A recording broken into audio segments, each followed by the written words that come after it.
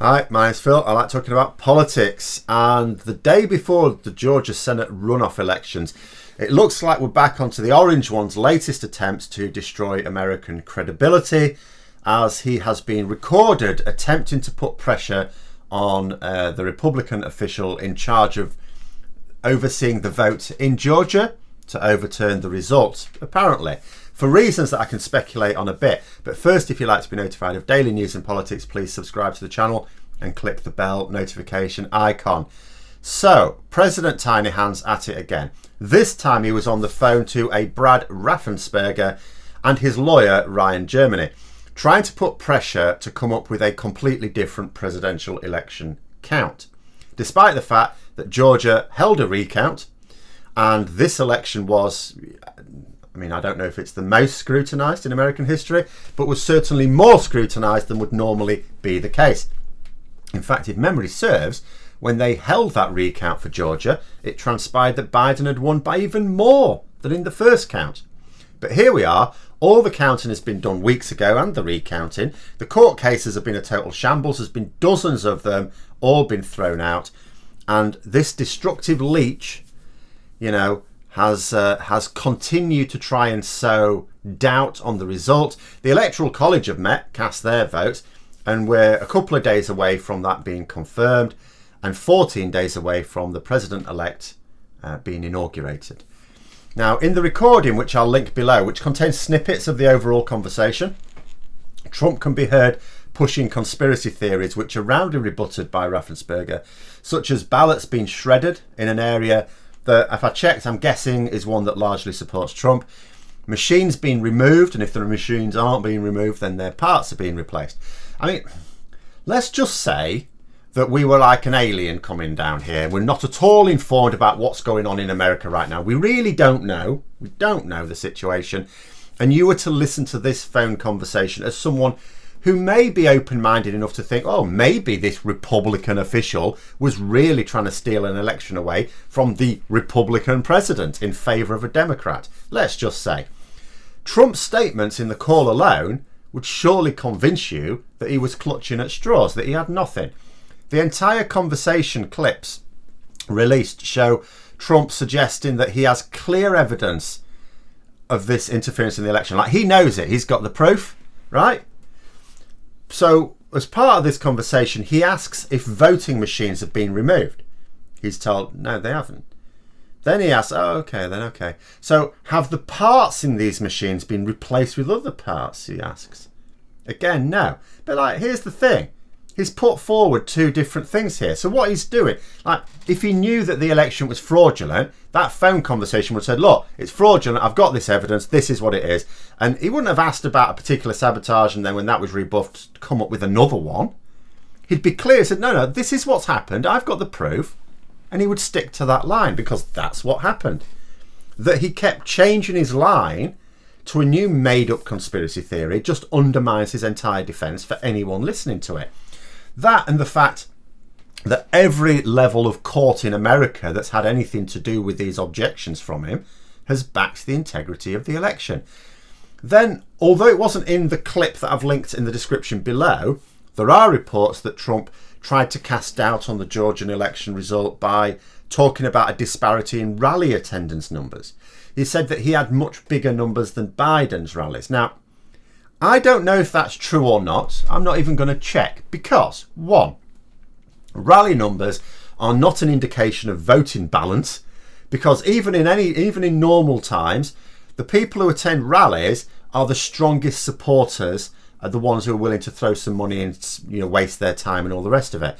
If moderate voters, for example, overwhelmingly prefer one candidate, then those numbers would be skewed anyway. Sometimes you can have a more popular candidate that does generate larger rallies, for example, but it's not a link. There's no causal link there. Two, Trump supporters tend to be much less careful about COVID because this isn't ordinary times. We're in the middle of a pandemic, and so it would make sense that many more people would attend Trump rallies than Biden rallies, because they are less cautious, as is evidenced by the fact that quite a few of them seem to die embarrassingly of COVID, having contracted it at a Trump rally. You know, they are therefore much more likely to pack out stadia and conference halls to listen to a bloated windbag letting off steam. And 3, I don't even know why I'm having to come up with reasons why you don't cast doubt on an election result based on rally attendance figures. This is the sort of nonsense that Trump has reduced us to now. And then Trump seemed to finish with a threat. You know, after accusing Raffensperger of being criminally negligent, he said that his supporters wouldn't go out and vote in Georgia, or at least not for the Republicans. You know, if they did vote, it would be a negative vote, he said, presumably meaning that they'd vote Democrat. Now, I personally don't have a problem with that, I have to say. If Republicans want to tear themselves apart and give Biden his authority in the Senate, I'm more than comfortable with that. I wish right-wing nutjobs in the UK were fighting like rats in a sack, quite frankly. But of course, the Republicans in Georgia and elsewhere in America will not be welcome in this division. They may have lost the White House. Some may not be that bothered about it because, after all, they've packed out the Supreme Court now. But they don't want to lose their legislative power in Congress, do they? And I'm presuming that this was a veiled threat from Trump that, with the last day of campaigning, he could choose to back the Republicans or keep their voters divided. It's like, well, I'm going to speak to the people of Georgia. I could say, oh, these candidates you've got are really good people. I mean, they are both strongly Trump supporters. They're good people, you should go out and vote for them. Or I could sort of say, well, you know, the Republicans in Georgia are stealing this election from me. What do you want me to say? Trump then tweeted that Georgia's Secretary of State wasn't able or willing to answer the president's very valid questions about this vote. Raffensperger called him out in a Twitter reply on this. And then you move on to, so why would Trump be so desperate to get this result overturned when, even were it possible, he'd still be evicted from the White House in 2 weeks' time? It's not like it just hinged on Georgia. Now, I'm not a close enough observer of American politics. I am interested, but not close enough to have a very good guess, you know, because there are some people reporting about it's the latest desperate attempt from Donald Trump to overturn the presidential election. I mean, that doesn't make sense. Of course, Donald Trump doesn't always make sense. So if we assume just for a moment that he's not completely doolally, there are a couple of things that spring to mind. So, one, as things currently stand, Biden's result mirrors Trump's in 2016. Exactly the same number of electoral college votes. Trump described this as a landslide victory in 2016 when he won. Now, if Biden wins by the same amount, which he has, then by Trump's own measure, the orange one has lost by a landslide. You know, this is a guy rich and vain enough to be surrounded by people 24/7 telling him how awesome he is. You know, in fact, as American president, he's got to be able to do it on the American taxpayers' bill. You know, accepting that he's lost will be painful enough for someone with such weak self-esteem. But to have to accept that he lost by a landslide doesn't even bear thinking about. So maybe you think, well, if you could flip Georgia, it's not as big a loss, and maybe he doesn't have to describe it as a landslide then. More specifically, people won't be using his own words to describe it as a landslide. So maybe it's just an ego thing. Secondly, another thought is the immediate future. So it seems clear that Trump intends to let America burn, if necessary, in the aftermath of the election, as long as he gets something from it. There are tens of millions of Americans who seem willing to believe that the election was indeed fraudulently taken from Trump. This is not helped by the fact that there are some Republicans afraid of angering Trump supporters who are going along with it. Now, it's a minority, certainly, but enough to cause real problems for a Biden administration, because it's not like Trump supporters are even the peaceful protester types.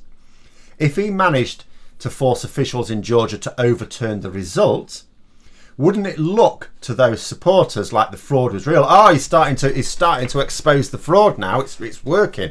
He's already worked it in Georgia. If only he had more time, he'd have exposed the whole thing, but he didn't quite have time. You know, how could it not convince them still further? Trump seems to be trying to raise a personal army to protect him from the legal consequences of his actions. It seems to me that if there is a calculation here, it is to try and make it so inflammatory to arrest him that he can flee justice. He can evade justice for the rest of his life because it would be too dangerous for the authorities to take him to court. You know, he needs to be able to push this idea that he's been unlawfully deposed to the bitter end, even though this means turning Americans against their own country to do so.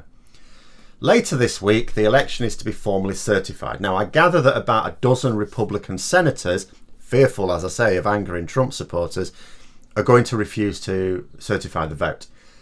Pence also, whilst I think being careful not to implicate himself in accusations of fraud, has certainly suggested that he approves of moves led by Ted Cruz to waste more time on another audit that would presumably just find that Trump, do you know what, lost by even more than he thought. Should also be noted that Republican Senate leader Mitch McConnell has formally recognised Biden as the winner. What we're likely to see here is an unedifying end to Trump's presidency, with some Republicans going along with this destructive conspiracy theory out of fear for what saying no to Trump would do for their careers. Might even be quite a lot, because if their votes won't actually overturn the result anyway, they probably think that they can safely do so. You know, presumably they've got more plans to grift a fortune from ordinary Americans, and they don't want to end their ride on the gravy train just yet. But for anything to derail the process now, as I understand it, both chambers would need to vote for an objection.